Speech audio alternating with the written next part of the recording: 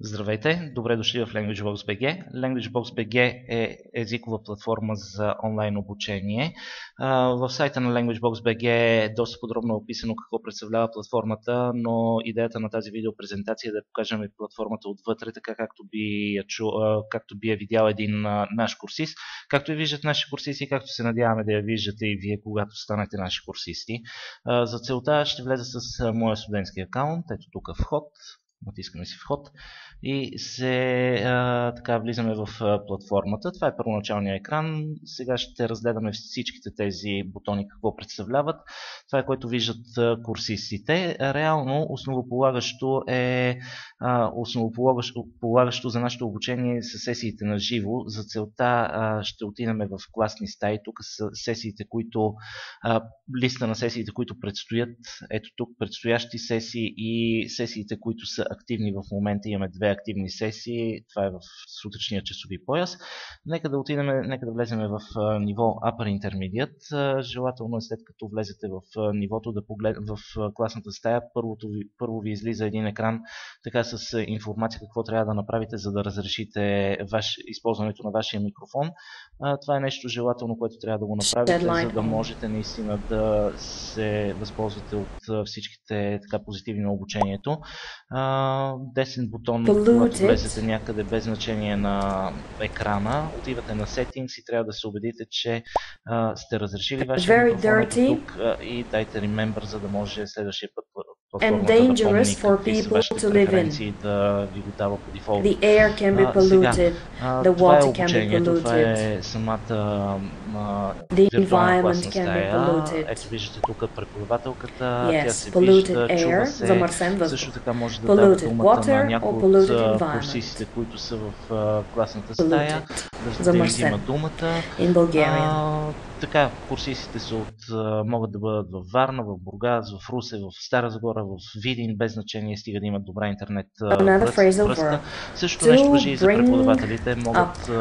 Имаме преподаватели, които са от цяла България. Това е нещо, което е страхотно. Общо взето, тъй като наистина може да подберем преподаватели с много високи квалификации, за да получат наши курсисти добра услуга.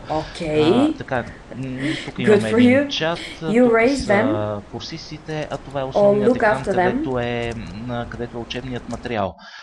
Така, за да не пречиме повече в класната стая, излизаме от тук, видяхме какво представлява.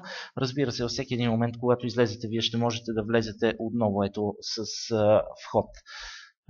Така, отиваме към всеки урок, реципрочно към всеки урок от сесиите на живо, имаме и урок за самоподготовка.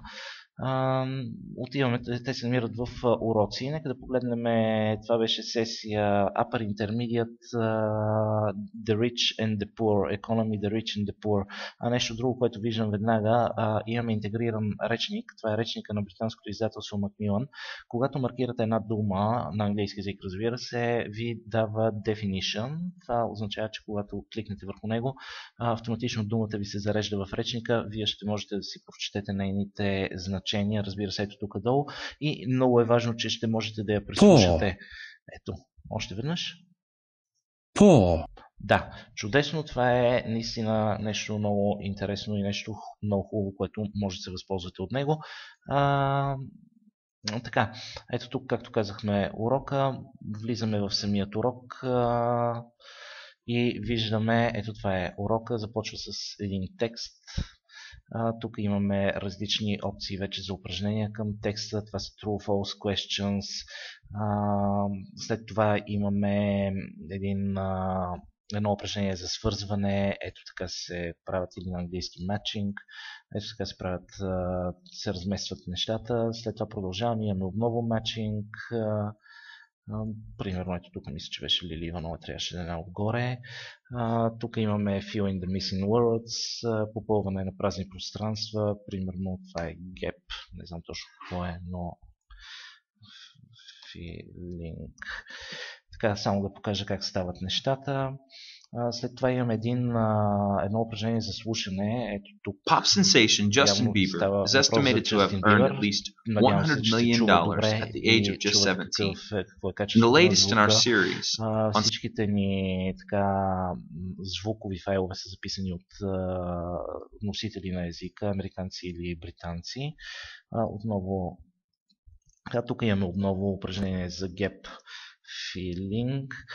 Нали, продължаваме надолу и така до края, разбира се, на самият урок.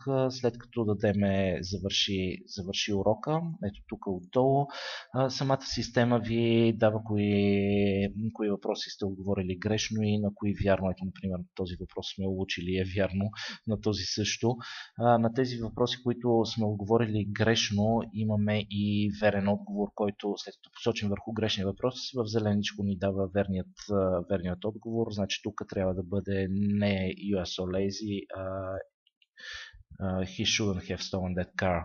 Така, това е по отношение на уроците. Както казах, към всеки урок на живо има реципрочен урок, който е за самоподготовка.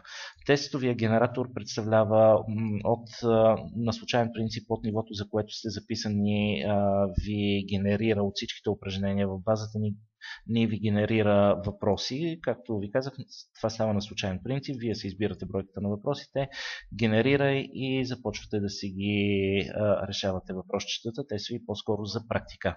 Класните стаи ги разгледахме. Граматиката е нещо интересно. В секцията граматика сме заложили абсолютно цялата граматика, която е включена за съответното ниво, в което сте записани. За ниво Elementary, към ниво Elementary сме предвидели един напълно безплатен beginner handbook, който съдържа граматически конструкции, съдържа азбуката, произношението, основната граматика, която трябва един напълно начинаещ първо да мине през нея и след това вече да може да се включи пълноценно в обучението.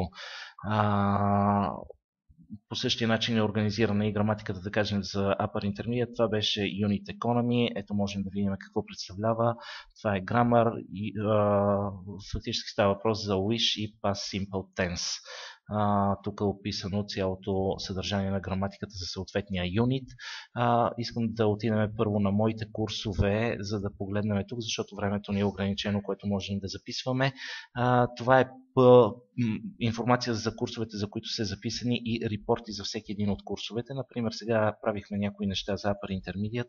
Нека да погледнем какво се случва. Пълен репорт на Upper Intermediate. В Economy, The Rich and the Poor имаме 26%. Тук ни показва какъв ни е резултат от това, от юнитите, които са за самоподготовка. Тук ни показва времето, което сме прекарали в класните стаи. Общо време 2 часа и 27 минути съм прекарал. Имам общ резултат 3%, като определено съм направил само по-голям резултат на Unit Economy. Другите повечето не съм ги работил все още. Така че това е нещо, което ви дава пълна представа за начина, по който работите по време на вашите по време на вашия курс. В календара виждате всичките сесии, които ви предстоят или които са изминали. Заданията са нещо, което когато преподавателите имат някакво задание за вас, вие ще го виждате ето в тази секция и ще можете да работите по него. Това е в накратко платформата за езикови курсове онлайн на languagebox.bg. Надявам се да ви е харесала тази видеопрезентация и също така се надявам скоро да се видим в нашите класни стаи, които ще ги намерите тук. Чао!